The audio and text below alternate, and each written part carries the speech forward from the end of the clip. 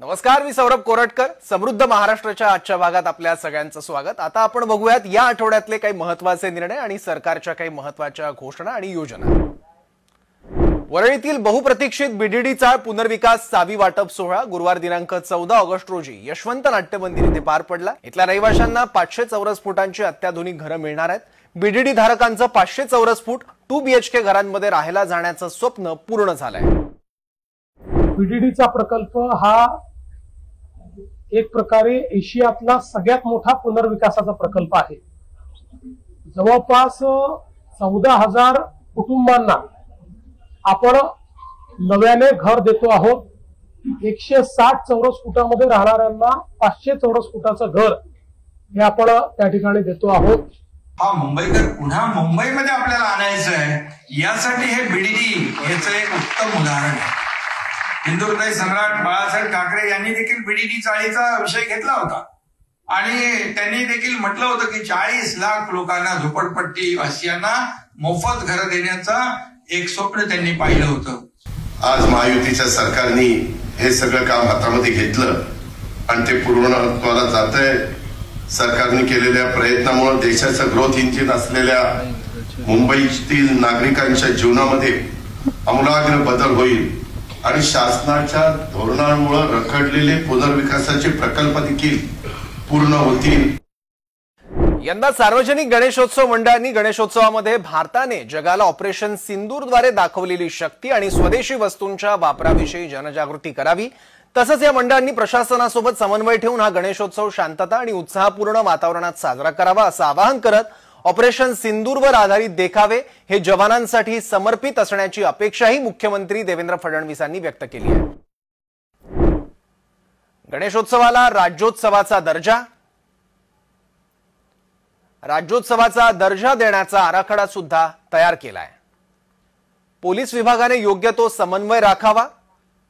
Operation सिंदूर स्वदेशी या विषयावर जनजागृती करणं याबाबत सुद्धा बैठकीत चर्चा झाली.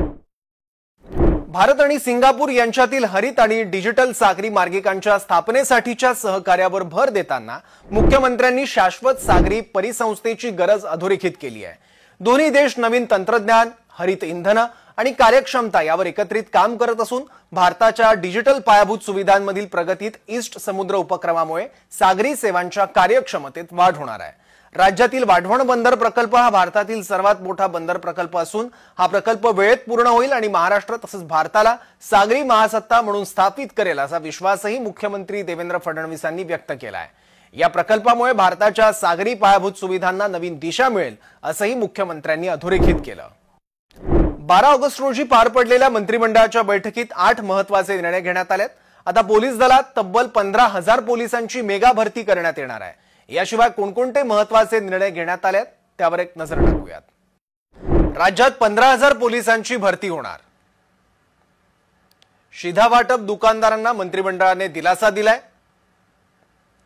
शिधावाटप दुकानदारांचं कमिशन वाढवण्याचा निर्णय घेण्यात आला. सोलापूर, पुणे, मुंबई हवाई प्रवासासाठी वाढीव निधी. जगामध्ये सर्वाधिक वेगाने विकसित होणारी भारताची अर्थव्यवस्था आहे. विकसित भारतासोबतच विकसित महाराष्ट्राचं स्वप्न साकारण्यात येत आहे. विकसित महाराष्ट्राच्या ध्येयपूर्तीसाठी IBM कंपनीचं सहकार्य आवश्यक असून यामध्ये कंपनी आपलं योगदान देईल असा विश्वास मुख्यमंत्री देवेंद्र फडणवीसांनी व्यक्त केलाय. लोढा वर्ल्ड टॉवर इथल्या IBM कंपनीच्या कार्यालयाचं उद्घाटन मुख्यमंत्र्यांच्या हस्ते करण्यात आलं. भारतीय रेल्वेकडून देशातील विविध मार्गांवर वंदे भारत एक्सप्रेस चालवल्या जात आहेत. गेल्या रविवारी 10 ऑगस्ट रोजी नागपूर, पुणे, बंगळुरू, बेळगाव, अमृतसर ते वैष्णोदेवी, कटरा या 3 मार्गांवर वंदे भारत एक्सप्रेसला ग्रीन सिग्नल दाखवण्यात आला. मुख्यमंत्री देवेंद्र फडणवीसांनीही या नव्या वंदे भारत ट्रेनला झेंडा दाखवलाय. उपमुख्यमंत्री एकनाथ शिंदे यांच्याकडून रक्षाबंधनाच्या दिवशी भारतीय सैन्य दलाला एक आगळीवेगळी मानवंदना देण्यात आली आहे. भारतीय सैन्य दलाच्या 92 बेस हॉस्पिटलला भेट देऊन उपमुख्यमंत्री एकनाथ शिंदे यांनी स्वतः रक्तदान करून सिंदूर महारक्तदान यात्रेत सहभाग नोंदवला. नागपूरकर भोसले घराण्याचे संस्थापक आणि छत्रपती शाहू महाराज यांच्या काळातील मराठा सैन्यातील महत्त्वाचे सरदार रघुजी भोसले यांची तलवार 18 ऑगस्टला मुंबईत आणली जाणार आहे. महाराष्ट्र शासनाने लिलावात जिंकलेली ही तलवार सोमवारी लंडनमध्ये जाऊन सांस्कृतिक कार्यमंत्री आशिष शेलार यांनी ताब्यात घेतली आहे. तर या तलवारीची वैशिष्ट्य काय पाहूयात. ही रघुजींची तलवार आहे, मराठा शैलीच्या फिरंग पद्धतीची ही तलवार आहे। तलवारीचे पाते एकधारी आहे, तलवारीवर सोन्याचं नक्षीकाम सुद्धा करण्यात आलेलं आहे। तलवारीचं पातं तेव्हाच्या प्रसिद्ध युरोपियन बनावटीचं आहे। आणि आज समृद्ध महाराष्ट्राच्या आजच्या भागात इतकंच। पाहत राहा जय महाराष्ट्र।